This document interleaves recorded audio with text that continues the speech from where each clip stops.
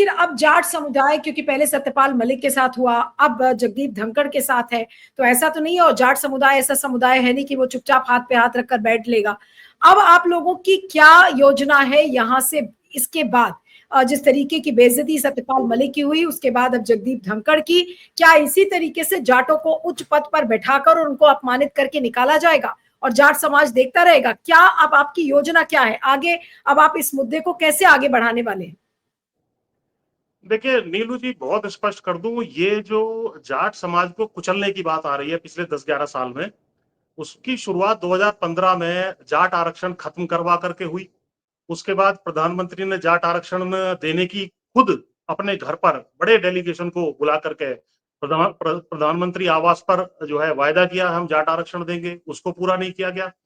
और अगले साल जब 2016 में हरियाणा में जाट आरक्षण का आंदोलन हुआ, तो उसको कुचलने के लिए सीधा आर्मी बुला करके लगभग 2 दर्जन हमारे जाट युवकों को जो है शहीद करने का काम हुआ। उस आंदोलन को मुरथल रेप कांड एक इजाद करके उसको बदनाम करने का काम हुआ।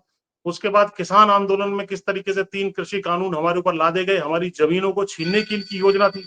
और इसी तरीके से ये बाकी जो काम है, चाहे महिला महिला पहलवान वाली बात हो, और चाहे जो है अग्निवीर की बात हो कि हमारा फौज का रास्ता रुक जाए, तो ये चारों तरफ से जो है ना जाटों को या डोमिनेंट कास्ट को, चाहे मराठे हो चाहे यादव हो, जो भी इनके खिलाफ है, उनको घेरने का काम ये लगातार कर रहे हैं। और इसमें जो है कहीं ना कहीं इनकी नीति, जो हिंदू राष्ट्र बनाने की इनकी नीति है कि साहब हमें हिंदू राष्ट्र बनाना है, तो उसमें सबसे बड़े जो 3-4 बड़े दुश्मन हैं वो यही है कि एक तो मुसलमान है, मुसलमानों को यानी अल्पसंख्यकों को टारगेट करना है। दूसरे नंबर पर सिखों को भी ये टारगेट पर लेकर के चलते हैं बार बार। और ये चीज हमने किसान आंदोलन के दौरान भी देखी। और 1 साल 1.25 साल तक जो पंजाब और हरियाणा के बॉर्डर पर किसान वहां बैठे हुए, मुख्य रूप से पंजाब से आए हुए सिख किसान थे हमारे भाई, उनको वहां दिल्ली तक ना आने देना, उनको उनके ऊपर कितने अत्याचार हुए, हमने आपके चैनल पे भी बार बार इस मुद्दे को उठाया। उसके अलावा जो किसानों को दिल्ली के चारों तरफ जो बैठे थे, 750 से ज्यादा शहीद हो गए, लेकिन उनको बैठने के लिए मजबूर किया कर दिया गया, या बैठे बैठे मरते रहो। लखीमपुर कांड में किसानों को कुचला गया ऑन जो है रिकॉर्ड और ऑन कैमरा, उसके बावजूद भी उस टेनी को ना तो हटाया गया पद से, ना ही उसका टिकट काटा गया। और ब्रजभूषण शरण सिंह के लड़के को भी टिकट दे दिया गया, जबकि वो दसियों साल से जाट जो पहलवान बेटियां थी, सारे देश की बेटियां थी, हालांकि उनका वो जो है शारीरिक शोषण करने का काम उसने किया था। तो ये तमाम चीजें देख करके जाट समाज हो, मुसलमान हो, मुसलमानों के ऊपर बुलडोजर न आए हो, अब तो यादव कथावाचकों के सिर के ऊपर भी मूत्र छिड़कने का काम हो रहा है इस देश के अंदर। तो ये सारे के सारे हिंदू राष्ट्र की तरफ बढ़ने का इनका प्रोजेक्ट है, जो कि इस देश में हिंदू राष्ट्र स्थापित करना चाहते हैं। इस विषय में इनकी जो ये वी और अरब नेशनहुड डिफाइंड ये किताब है गोलवलकर की, ये इसका मैंने बड़ी विशेषता से मतलब अध्ययन किया पिछले दिनों। तो ये साफ कहते हैं कि भैया इसमें हिंदू राष्ट्र में हिंदुओं के अलावा और किसी का स्थान ही नहीं है। और हिंदू राष्ट्र क्या है, ये भी हम आपके दर्शकों को समझना पड़ेगा। हिंदू राष्ट्र सभी लोगों का समावेशित राष्ट्र नहीं है, वो केवल जो है कुछ विशेष लोगों का, जो सवर्ण है, उनका राज स्थापित करने की योजना है। तो इसके बिल्कुल। कॉन्ट्रास्ट में जी, इनके इसके कॉन्ट्रास्ट में हमने भी ये कहा है कि भाई अगर आप इसको हिंदू राष्ट्र बनाओगे तो इसका मतलब है आप संविधान को तोड़ रहे हो, क्योंकि संविधान के अंतर्गत 1947 के बाद जो संविधान 1950 में बना, उसके अंतर्गत सारा देश, सारी जातियां, सारे जो रीजन्स हैं वो इसके साथ जुड़े। तब हमने कहा है कि यदि आप हिंदू राष्ट्र बनाओगे तो हम भी जाटलैंड राष्ट्र बनाएंगे, अगर तुम लोग जो है इस तरीके का अत्याचार करोगे, क्योंकि हिंदू राष्ट्र में किसानों को कुचला जाएगा, दलितों को कुचला जाएगा, मुसलमानों को कुचला जाएगा, सिखों को कुचला जाएगा और जाटों को कुचला जाएगा, जिस तरह के उदाहरण मैंने आपको दिए। तो मैं फिर रिपीट कर रहा हूं, यदि ये हिंदू राष्ट्र की तरफ बढ़ते हैं, इसका मतलब ये ब्राह्मण राज और सवर्णों का राज स्थापित करना चाहते हैं। इससे देश टूट जाएगा, और देश टूटने की कगार पर इन्होंने पहुंचा दिया है। संविधान को ये तार तार करना चाहते हैं। संविधान में पिछले दिनों इन्होंने कहा था, संघ के एक बड़े उच्च अधिकारी ने, कि भाई हम सेक्युलरिज्म और सोशलिज्म यानी कि धर्मनिरपेक्षता और जो है समाजवाद शब्दों को उसके प्रियम्बल से हटाना चाहते हैं। तो 100 साल अब संघ के अब 2025 में कंप्लीट होने जा रहे हैं। इनकी योजना हिंदू राष्ट्र बनाने की, और हिंदू राष्ट्र बनने का मतलब है देश का टूटना। आपके माध्यम से बहुत गंभीरता से मैं पूरे देश को चेतावनी देना चाहता हूं कि यदि ये हिंदू राष्ट्र बनाएंगे तो देश टूट जाएगा।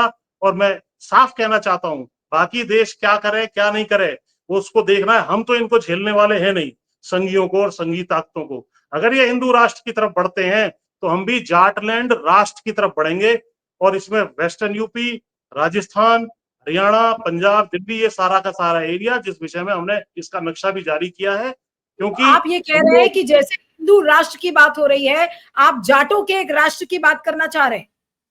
हम जाट लैंड शब्द यूज कर रहे हैं जो ये 5 राज्यों को मिलाकर के है। इसमें मुसलमान हमारे भाइयों के रूप में रहेंगे, साथ में दलित हमारे भाइयों के रूप में रहेंगे, सिख रहेंगे, जाट रहेंगे, बाकी किसान जातियां, गुर्जर भाई, सबका अधिकार सुरक्षित किया जाएगा।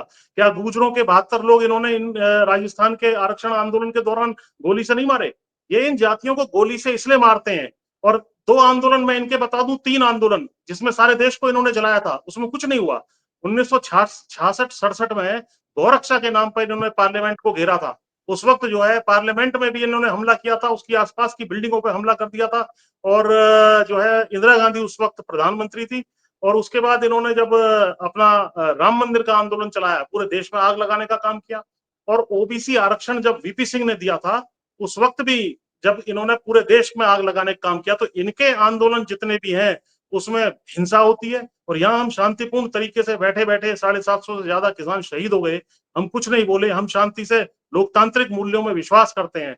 लेकिन हिंदू राष्ट्र किसी भी हालत में कबूल नहीं है किसी भी व्यक्ति को। उससे सिविल वॉर इस देश में छिड़ जाएगा, मैं बहुत गंभीरता से कह रहा हूं।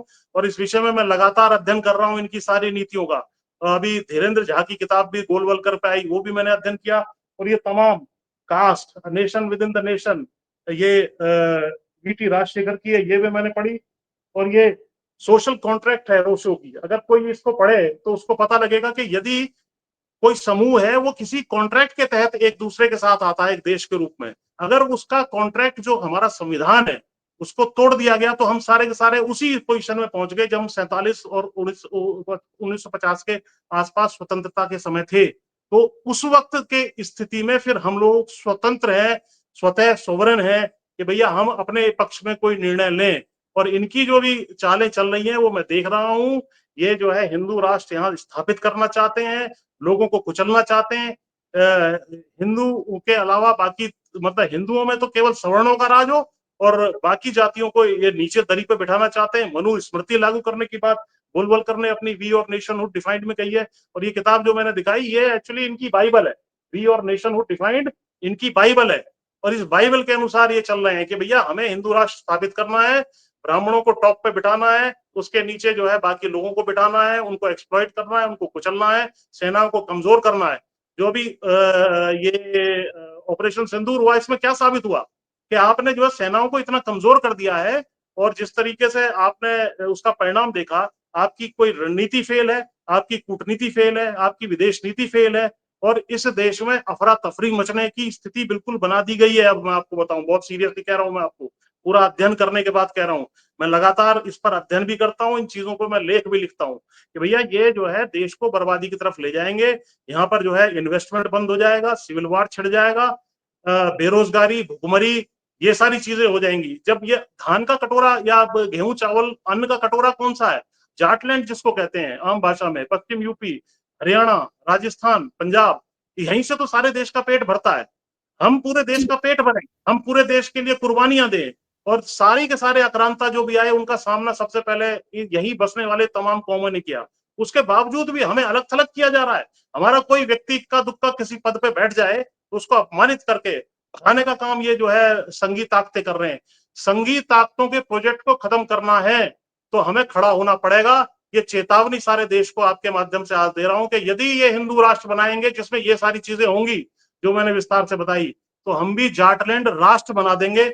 इस बात को अच्छी तरह संघी सुन ले, चाहे ये मेरे ऊपर जो एक्शन चाहे वो करना चाहे कर सकते हैं जी। देखिए चौधरी जी, मैं वापस उसी बात पर आती हूँ क्योंकि मुद्दा जगदीप धनखड़ का है और जगदीप धनखड़ के लिए सब बहुत चिंतित है। इस समय बहुत सारे लोग हमारा ये लाइव कार्यक्रम आपके साथ देख रहे हैं और लगातार वो पूछ रहे हैं से ये पूछिए कि आखिर धनखड़ जी की जान को खतरा कैसे है। मैं चाहती हूँ उसको थोड़ा सा आप फिर से एक्सप्लेन करें। लगातार लोग लाइव चैट में लिख रहे हैं कि भाई चौधरी जी ये बताएं इस बात को कि आखिर कैसे जान को खतरा हो सकता है, क्या चुनौतियां इस समय धनखड़ साहब के सामने हैं इस्तीफा देने के बाद, क्योंकि उनको नजरबंद किया जा रहा है, बंद कर दिया गया है, उनसे कोई समय मिल नहीं सकता। कल ये भी खबर आई थी कि विपक्ष उनको कोई फेयरवेल वगैरह देना चाहता है, वो तो बहुत बात की बात है कि कब फेयरवेल दिया जाएगा, कैसे वो निकलेंगे। लेकिन सवाल ये है कि इस समय जब वो नजरबंद है तो धनखड़ साहब के लिए क्या क्या चुनौतियां हैं, क्या क्या खतरे हैं, उसको बताइए सर जी। देखिए, सबसे बड़ा खतरा तो उनके लिए यही है कि उनको इस तरीके से आइसोलेट करके रखा गया है कि वो अपनी कोई भी जो जानकारी उनके पास है या कोई कागज है उसको वो ना ले सकें। उनके दफ्तर को इसीलिए सील किया गया है कि कोई सेंसिटिव जानकारी उनके पास यदि हुई, जिसका खुलासा यदि उन्होंने किया, जिस प्रकार से सतपाल मलिक जी ने पुलवामा की घटना का खुलासा कर दिया था। उन्होंने स्पष्ट कहा था पुलवामा की घटना में जो है वो मैंने फोन किया था प्रधानमंत्री को, सतपाल मलिक जी का कहना है, और उन्होंने कहा था आप चुप रहो, कुछ मत कहो। लेकिन उसके बाद उन्होंने जब बाद में खुलासा किया तो पूरे देश में हड़कंप मच गया था और चीजें सामने आई थी। ये प्रश्न उठे थे कि पुलवामा इन्होंने अपनी योजनाबद्ध तरीके से कहीं करवाया गया, वो ऐसी आशंकाएं आई थी। यही चीज इनके साथ भी है। इनके पास जरूर मुझे लगता है कोई ऐसी सेंसिटिव इंफॉर्मेशन है। अन्यथा अगर इनको ये कहा गया था कि भाई इन्होंने जो पत्र में लिखा है कि मेरी तबीयत खराब थी इसलिए मैं इस्तीफा दे रहा हूं, तो ये इस तरह का इनसे कह सकते थे ठीक है भाई आप संसद सत्र से पहले कहीं एडमिट हो जाओ, एडमिट होने के बाद आप इस्तीफा दोगे अस्पताल में और खबर वहां बुलेटिन आएगी भाई तबीयत वाकई ठीक नहीं है, हम इसको कंडक्ट अपने कर्तव्य को वाइस प्रेसिडेंट वाले को नहीं कर सकते, तो वो एक नेचुरल चीज लगती, उसके ऊपर कोई शक नहीं कर सकता था। लेकिन पहले दिन और 3-4 बजे तक कोई दिक्कत नहीं थी। बिजनेस एडवाइजरी कमेटी की मीटिंग होती है 4-4:30 बजे, उसमें जो जेपी नड्डा सदन के नेता हैं वहां पर राज्यसभा में वो नहीं आते, जो पार्लियामेंट्री मिनिस्टर हैं किरण रिजिजू वो नहीं आते, बायकाट उनका कर दिया जाता है और आनंद फानंद में उनसे इस्तीफा ले लिया जाता है। तो मुझे ये लग रहा है कि ये चीजें कुछ चलती चली आ रही थी और ये नहीं चाहते थे कि और ज्यादा किरकिरी हो। जिस प्रकार खड़गे जी को इन्होंने अलाउ किया कि भाई खड़गे जी ने चाहे विस्तार से उन चीजों पर चर्चा ना की हो, लेकिन उन्होंने ऑपरेशन सिंदूर का जिक्र कर दिया, या बिहार से भी कुछ तार इसके जुड़ते मुझे दिखाई दे रहे हैं कि जिस तरह के बयान धनखड़ जी ने जुडिशरी के खिलाफ दिए, जिसमें कि भाई जुडिशरी का कॉलेजियम का अपॉइंटमेंट खराब है, या जुडिशरी हमारे नीचे है, या जुडिशरी सोवरेन नहीं है, या जुडिशरी ने जैसा निर्णय लिया कि भाई 3 महीने में राज्यपाल या राष्ट्रपति बिलों के ऊपर साइन करके दें। तो ये तमाम चीजें ऐसी थी कि जुडिशरी भी नाराज थी। और जुडिशरी यदि बिहार वाले मामले में जो एफआईआर हो रहा है, चुनाव आयोग रिवाइज कर रहा है इलेक्टोरल लिस्ट को, उसमें खिलाफ डिसीजन दे दे तो बहुत बड़ी किरकिरी जो है इनकी हो सकती है, जिसकी वजह से परिणाम स्वरूप चुनाव हार भी सकते हैं बिहार का, और अब भी ये हारेंगे, और उसकी वजह से कहीं मोदी की गद्दी पर ही खतरा ना आ जाए, लेकिन इसलिए लेकिन ये जी आ, आपने एक बड़ी महत्वपूर्ण बात कही कि धनखड़ के इस्तीफे का कुछ ना कुछ कनेक्शन बिहार के चुनाव से भी हो सकता है। वो क्या हो सकता है, उसको भी थोड़ा सा अगर आप एक्सप्लेन करें। जी, जो मैं बता रहा था कि बिहार का चुनाव इनके लिए बहुत क्रूशियल है। वहां से जो नीतीश कुमार है उनकी हालत बहुत पतली है, और वहां से 12 लोकसभा सांसद भी इनको सपोर्ट दे रहे हैं। इनके तो 240 ही सांसद हैं भाजपा के, और ये अल्पमत की एक तरीके से सरकार चला रहे हैं, मतलब बीजेपी के पास मेजोरिटी नहीं है। तो ये जो इन्होंने चालाकी और होशियारी की, इनके तमाम जो सर्वे दिखा रहे थे खुद के इंटरनल कि भाई बिहार चुनाव में तुम्हारी करारी हार होने जा रही है, अगर वहां हार हुई तो वो मुख्यमंत्री रहेंगे नहीं, उनकी पार्टी बिखर सकती है, हो सकता है उनका विलय जनता दल यूनाइटेड में हो जाए, या कोई ऐसा घटनाक्रम बन जाए जिसकी वजह से जो है सारा का सारा 12 जो लोकसभा सदस्य वहां से जेडीयू के आते हैं उनका समर्थन इनके हाथ से जाता रहे और सरकार के ऊपर आफत आ जाए। तो इस वजह से जो है जुडिशरी को भी प्लेकेट करने के लिए, शांत करने के लिए, और जो तमाम बयानात जगदीप धनखड़ ने जुडिशरी के खिलाफ जब से ये बने हैं लगातार देते चले जा रहे हैं, चाहे वो एनजेएसी का सवाल हो कि भाई कॉलेजियम से नहीं बनने चाहिए जज, या जजों ने निर्णय ये सारे के सारे लिए राज्यपालों के खिलाफ लिए, या जो है इनके जस्टिस वर्मा के घर में कैश मिला तो एफआईआर जो है दर्ज क्यों नहीं हुई।